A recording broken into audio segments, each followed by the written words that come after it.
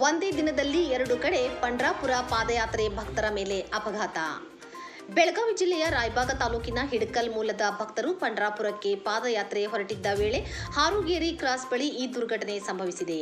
ಅಥಣಿ ಮಾರ್ಗವಾಗಿ ಹೋಗುತ್ತಿದ್ದ ಯಾತ್ರಿಕರ ಮೇಲೆ ಒಂದು ಕಾರು ಹರಿದ ಪರಿಣಾಮ 7 ಭಕ್ತರು ಗಾಯಗೊಂಡಿದ್ದಾರೆ.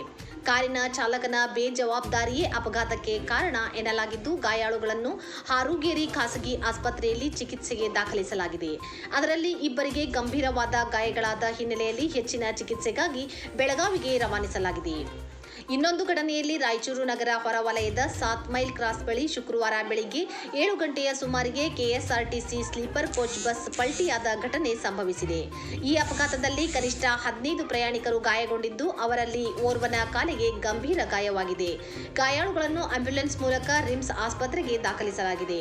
ನಂತರ ಕ್ರೇನ್ ಮೂಲಕ ಬಸ್ ಎತ್ತಲಾಗಿದೆ. ಈ ಘಟನೆ ಗ್ರಾಮೀಣ ಪೊಲೀಸ್ ಠಾಣೆ ವ್ಯಾಪ್ತಿಯಲ್ಲಿ ನಡೆದಿದೆ. ಒಂದೇ ದಿನ 2 ಅಪಘಾತಗಳು ಸಂಭವಿಸಿದ ಪರಿಣಾಮ ಸ್ಥಳೀಯರು ಆತಂಕಗೊಂಡಿದ್ದಾರೆ. ಪೊಲೀಸರು ಪ್ರಕರಣ ದಾಖಲಿಸಿಕೊಂಡು ಮುಂದಿನ